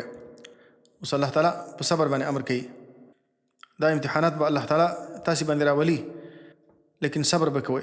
وان تصبروا وتتقوا، او که تاسو صبر وکړه په دې تکلیفونو باندې، وتتقوا او د الله نه ویرېږئ، تقوا مې اختیار کړه، فإن ذلك من عزم الامور، یقینا دغه صبر کول او د تقوا کول من عزم الامور دا د هغو کارونو نه دي چې په هغو باندې انسان باید عزم وکړي، انسان د هغه دپاره کلک تصمیم ونیسي چې دا به زه خامخا کومه، یا د هغو کارونو نه دي چې دا ستاسې نه په تاکید باندې غوښتل شوي دي. الله تعالی په تاکید باندې تاسې ته د دې امر کوي. وإذ أخذ الله ميثاق الذين أوتوا الكتاب، په دې آیت کې الله تعالی د اهل کتابو خباست ذکر کوي چې الله ځینې وعده اخیستې وه چې تاسې به د الله کتاب بیانوئ، لیکن دوی د دنیا د مادیاتو لپاره دغه وعده یې نقض کړه. وإذ أخذ الله، او یاد که هغه وخت کله چې واخیستله الله تعالی میثاق الذین اوتوا الکتاب، مضبوطه وعده د هغو کسانانو نه چې ورکړی شوی د کتاب. او وعده څه شی وه؟ لتبیننه للناس، الله ځینې دا وعده اخیستې وه چې خامخا بیانوئ به تاسې د الله تعالی کتاب خلکو ته، ولا تکتمونه، او تاسې به د الله تعالی کتاب نه پټوئ، خصوصا هغه آیتونه چې هغه د رسول الله صلی الله علیه وسلم د صفاتو باره کې دي، تاسې به د خلکو ته بیانوئ. فنبذوه وراء ظهورهم، نو وغورځاوه دې خلکو دا میثاق او دا وعده د الله تعالی وراء ظهورهم، وروسته د شاګانو خپلو نه، دا وعده یې د الله تعالی شاته وغورځوله، دا وعده یې ماته کړه، او د الله تعالی په کتاب کې چې کوم حق و هغه یې بیان نه کړه، خصوصا د رسول الله صلی الله علیه وسلم صفات یې د خلکو نه پټ وساتل. واشتروا به ثمنا قلیلا، او واخیسته به د دې وعدې په بدل کې ثمنا قلیلا، پیسې لږې، مراد د لږو پیسو نه دا نه ده چې لږې پیسې، دا ټوله دنیا د الله په نسبت باندې لږه ده، او ثمن یوازې پیسو ته بیا نه وایي، د دنیا هر شی چې که هغه څوکۍ ده، که منصب دی، که قدرت دی، که مال دی، که عزت دی، ټول شیان ته شاملېږي. فبئس ما یشترون، نو ډېر بد هغه شی دی، یشترونه کوم شی چې دوی واخیستل، ډېره بده معامله یې وکړه، بد تجارت یې وکړه. که دوی د الله حق دین بیان کړی و نو الله به ورته جنت ورکړی و، لیکن دا چې دوی پټ کړه نو په دې باندې دوی د هغه ابدي خسران مستحق ځان وګرځاوه. دا وعده خو الله تعالی د اهل کتابو نه اخیستې وه، لیکن موږ ته الله تعالی دغه امر کوي چې د الله کتاب به موږ بیانوو. نو که د دې امت علما د دنیا د مادیاتو لپاره حق پټوي، هغه هم په دې کې داخلېږي. لا تحسبن الذين يفرحون بما أتوا ويحبون أن يحمدوا بما لم يفعلوا، لا تحسبن، ګمان مه کوه ای نبي صلی الله علیه وسلم، الذين يفرحون بما أتوا، په هغو کسانانو باندې چې هغه خوشحالیږي، بما أتوا، په هغه بدو کارو باندې چې دوی کوي، هغه بد کارونه چې دوی کوي په دې باندې خوشحالیږي. ويحبون أن يحمدوا بما لم يفعلوا، او دوی دا خوښوي ان يحمدوا چې د دوی ستاینه او صفت دې وشي، بما لم يفعلوا، په هغه کارونو باندې چې دوی لا نه دي کړي، په هغه نیکو کارونو باندې چې دوی کړي نه دي، او دوی دا تقاضا کوي چې زموږ صفت دې په دې باندې وشي. یو سړی د باطل طرف ته دعوت کوي، ګمراه دی، د ګمراهۍ طرف ته دعوت کوي، او د خلکو نه تقاضا دا کوي چې خلک دې زما صفت وکړي چې دا خو ښه سړی دی، دا خو د حق طرف ته دعوت کوي. یو سړی دی ګناهونه کوي او د الله نافرمانه بنده دی، او د خلکو نه دا تقاضا کوي چې خلک دې زما صفت وکړي چې دا خو نیک او متقي بنده دی. مروان یو کس ته ویل، رافع ته ویل، رافع د هغه چوکیدار و، هغه ته وویلې چې عبدالله ابن عباس ته ورشه او د دې آیت باره کې د هغه نه پوښتنه وکړه چې الله دا خبره کړې ده چې هغه کسانان چې هغه خوشحالیږي په هغه څه باندې چې کوي، ويحبون ان يحمدوا بما لم يفعلوا، او په دې باندې خوشحالېږي، دا خوښوي چې د هغو ستاینه دې وشي په داسې کار باندې لم یفعلو چې دوی نه یې کړی. نو دا خو ډېره سخته ده. که داسې نو هر یو کس موږ کې په هغه څه باندې خوشحاله وي چې کوم کار کوي او دا غواړي چې په داسې یو څه باندې د هغه ستاینه وشي چې د نه یې کړی. نو که داسې بیا خو ټول په الله موږ ټولو ته عذاب راکوي. نو عبدالله بن عباس ته هغه ورغی، رافع ورته ورغی. بیا عبدالله بن عباس ورته وویل چې د آیت د اهل کتاب باره کې نازل شوی دی. الله ځینې دا وعده اخیستې وه چې تاسې به د الله کتاب بیانوئ، تاسې به حق بیانوئ، لیکن دوی حق پټ که او دوی دا یې خوښوله چې د دوی ستاینه د په دې شکل باندې وشي چې موږ د حق بیان کړی دی. نو دا آیت بیا عام دی چې یو څوک ناروا کارونه کوي، بد کارونه کوي، یو څوک ګمراه دی، د ګمراهۍ طرف ته دعوت کوي او د خلکو نه دا تقاضا کوي چې زما صفت دې په دې شکل باندې وکړي چې دا خو ښه سړی دی، د حق طرف ته دعوت کوي. دا ټول په دې کې داخلېږي. بیا فلا تحسبنهم، نو ګمان مه کوه په دوی باندې بمفازة، د خلاصېدلو من العذاب، د عذاب د الله تعالی نه، ولهم عذاب علیم، او دوی لپاره عذاب دی دردونکی عذاب.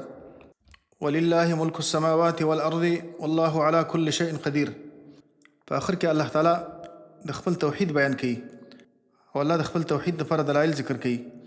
ولله ملک السماوات والارض، او خاص د الله تعالی لپاره پاچاهي د اسمانونو ده، والارض او د ځمکې ده.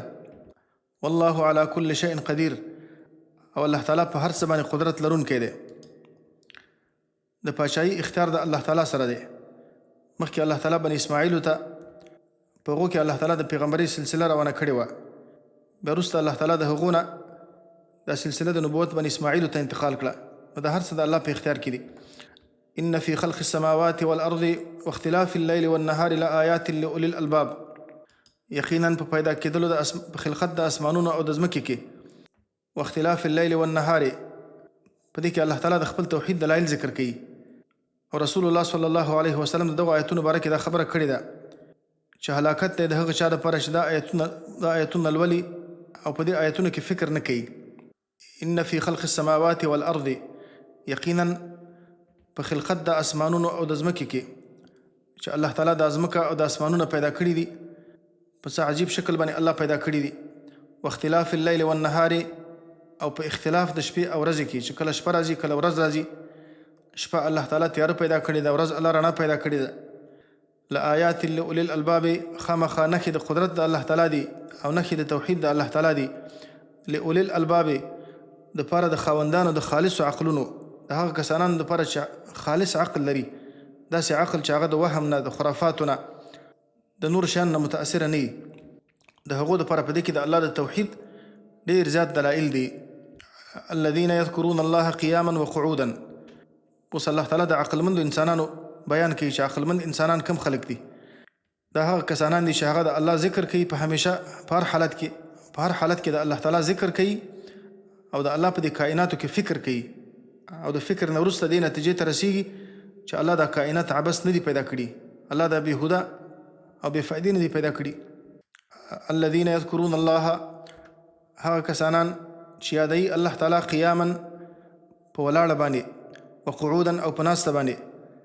قیاما په داسې حال کې چې ولاړ دي، وقعودا په داسې حال کې چې ناست دي، وعلى جنوبهم او په خپلو اړخونو باندې، یعنی په هر حالت کې د الله تعالی ذکر کوي، په هیڅ حالت کې د الله تعالی نه غافله کیږي، همیشه د الله تعالی مراقبه کوي، الله تعالی په خپل ځان باندې مراقب اینی، هیڅ وخت کې د الله نه غفلت نه کوي.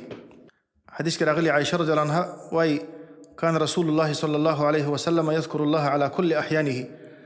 پیغمبر صلی الله علیه وسلم په خپل ټولو حالتونو کې د الله ذکر کاوه، الله به یاداوه. ويتفکرون فی خلق السماوات والارض، او فکر کوي او سوچ کوي فی خلق السماوات والارض، په خلقت د اسمانونو او د ځمکې کې چې د اسمانونو او ځمکه الله تعالی څومره عجیبه پیدا کړي، څومره لوی مخلوق د الله تعالی دی، د الله څومره عظیم مخلوقات دي. بیا په دې هر یو کې الله تعالی څومره عجایب و غرایب پیدا کړي دي. ربنا ما خلقت هذا باطلا، د فکر او د سوچ نه وروسته دې نتیجې ته رسیږي. ربنا ای رب زمونږ ما خلقت هذا، نه دي پیدا کړي ته د کائنات، باطلا عبث و بفایدې د نه دي پیدا کړي چې دې کې څه حکمت نه وي. سبحانک، الله تعالی ته د دې خبرې نه پاک چې ته دې بفایدې کار وکې. فقنا عذاب النار نو ته بچ وساتې موږ د عذاب د اور د جهنم نه. د الله نه دعاګانې غواړي او دا وروسته دعاګانې چې ذکر کېږي دغه دعاګانې دا د عقلمندو انسانانو دعاګانې دي. ربنا انک من تدخل النار، ای پروردګاره زموږ، انک من تدخل النار، یقینا ته من تدخل النار هغه څوک چې داخله کې ته د جهنم اور ته، فقد اخزیته نو یقینا ته هغه ذلیله که، ته هغه وشرموو. نو الله تعالی ته موږ د دې شرمندګۍ نه وساتې. وما للظالمین من انصار، او نه به د ظالمانو دپاره، د کافرانو دپاره، د مشرکانو دپاره من انصار هیڅ مدد کوونکي چې د الله تعالی د عذاب نه بچ کي. داسې څوک به نه وي چې د الله د عذاب بچ کي. ربنا اننا سمعنا منادیا، ای پروردګاره زموږ، اننا سمعنا منادیا، یقینا موږ واورېده منادیا د یو اواز کوونکي نه، ینادي للایمان چې اواز یې کاوه د ایمان طرف ته، چې خلک د ایمان طرف ته دعوتول، چې هغه محمد رسول الله صلی الله علیه وسلم دی او د هغه نه وروسته هر دعوتګر په دې کې داخل دی. ان آمنوا بربکم، او ویل دې دعوت کوونکي، آمنوا بربکم، ایمان راوړي تاسې په خپل رب باندې. فآمنا، نو موږ ایمان راوړ، موږ د هغه دعوت قبول که او د هغه تصدیق مو که، د هغه تابعداري مو کړه. ربنا فاغفر لنا ذنوبنا، نو دا مخکې چې کوم څه ذکر شو دا توسل و، دې ته وسیله وایي په دعا کې، په دعا کې وسیله پیش کول چې الله موږ ایمان راوړ، موږ ستا د دعوت کوونکي دعوت هم ومنه، ستا چې کوم استازی و موږ د هغه دعوت ومنه. نو الله تعالی د دې په وسیله باندې زموږ دا وروستنۍ دعا قبوله کړي. ربنا، ای رب زموږ، فاغفر لنا ذنوبنا، نو ته وبخې موږ ته ذنوبنا ګناهونه زموږ، یعنې زموږ په ګناهونو باندې الله پرده واچوي. غفره یغفرو دا د پټولو په معنا باندې الله زموږ ګناهونه پټ وساتي، زموږ ګناهونو باندې پرده واچوي. الله تعالی موږ مه شرموي. وکفر عنا سیئاتنا، او محوه کړي زموږ نه سیئاتنا ګناهونه زموږ، یعنې الله تعالی زموږ د عملنامونه چې کوم ګناهونه زموږ لیکل شوي الله تعالی هغه بیخي پاک کړي، موږ ته په هغه باندې عذاب مه راکوي. وتوفنا مع الابرار، او وفات کې موږ مع الابرار د نیکانو سره، ان د مرګ نه وروسته الله تعالی موږ د نیکانو سره یو ځای کړي. یا دا مخکې آیت کې، په دې آیت کې فاغفر لنا ذنوبنا، عبدالله بن عباس وایي چې د ذنوبنا نه مراد کبیره ګناهونه دي، او د سیئاتنا د دې نه مراد صغیره ګناهونه دي. لکه الله تعالی بل ځای کې فرمایي ان تجتنبوا کبائر ما تنهون عنه نکفر عنکم سیئاتکم، که تاسې د کبیره ګناهونو نه چې الله ځینې منع کړي یاستئ، که تاسې د هغو نه ځان وساتئ، نکفر عنکم سیئاتکم، نو زه به محو کړم ستاسې نه ستاسې واړه ګناهونه.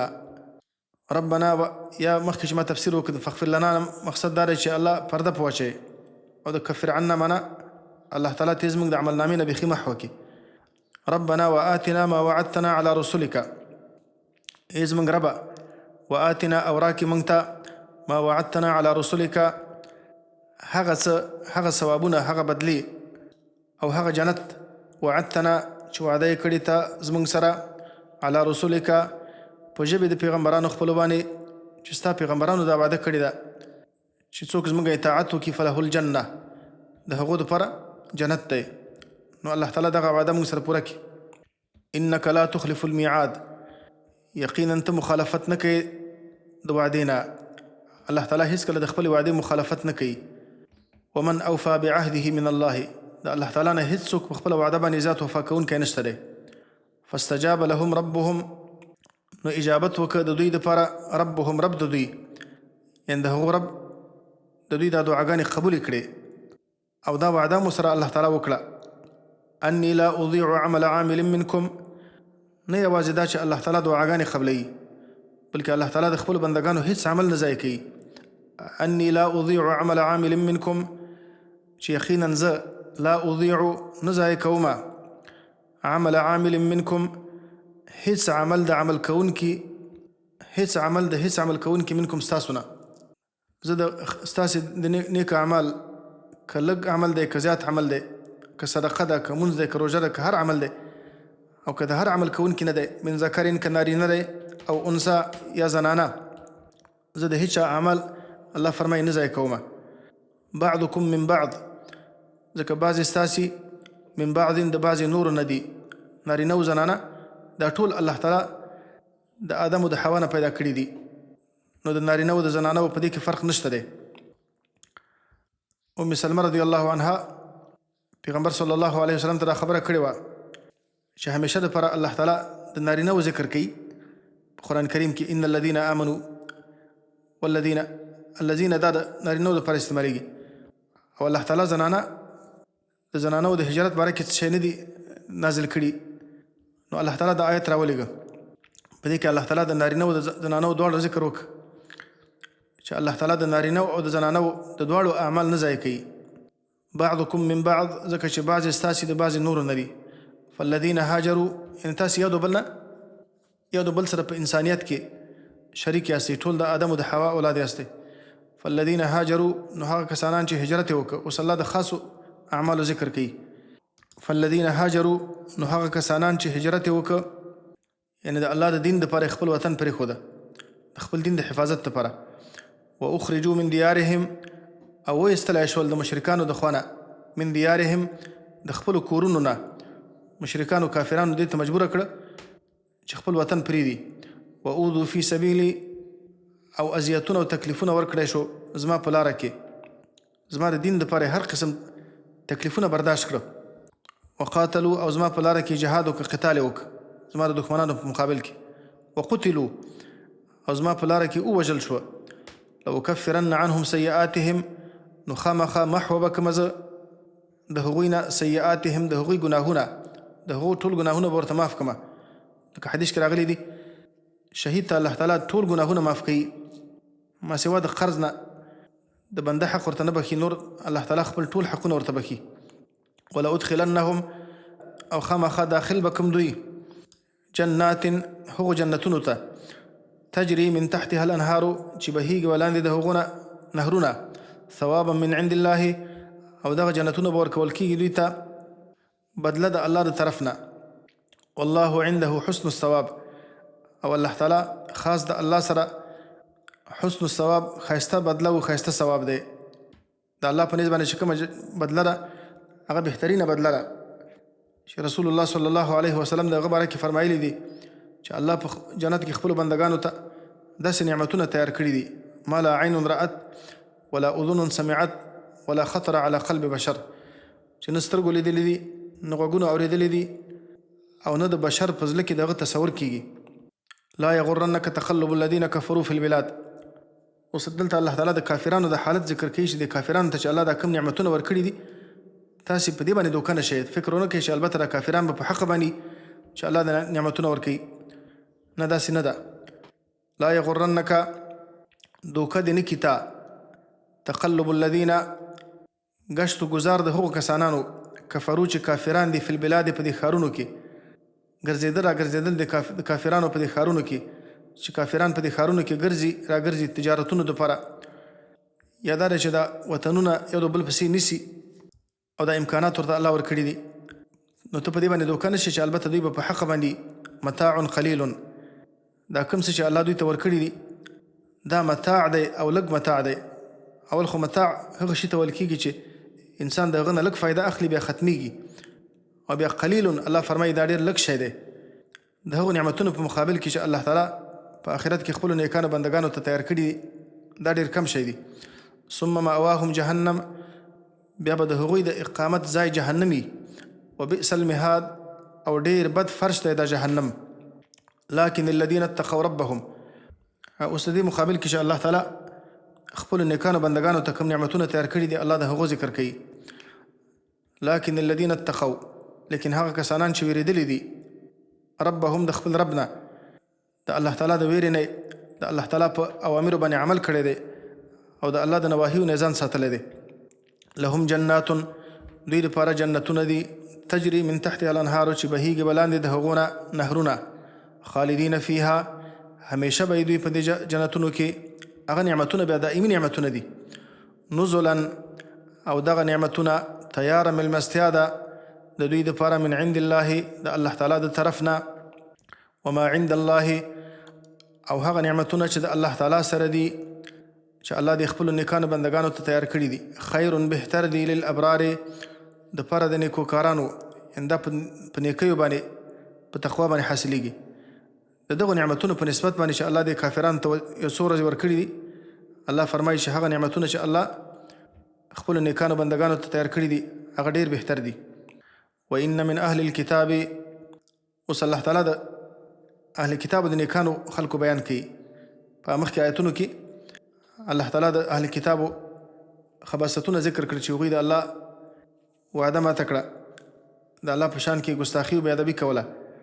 نو اوس الله د هغو د نیکانو خلکو ذکر کوي. وإن من أهل الكتاب، او یقینا بعضې د اهل کتابونه لمن خامخا هغه څوک دي یؤمن بالله چې ایمان لري په الله تعالی باندې، وما انزل الیکم، او په هغه څه باندې چې نازل شوي دي تاسو، وما انزل الیکم، او په هغه کتاب باندې چې نازل شوی دی په تاسو ته، الیکم تاسو ته، وما انزل الیهم، او په هغه کتابونو باندې چې نازل شوي دي دوی ته. په قرآن کریم باندې په مخکینیو کتابونو ټولو باندې ایمان لري، لکه عبدالله ابن سلام او د هغه ملګري او نجاشي او د هغه امثال. خاشعین لله، عاجزي کوونکي دي الله تعالی ته.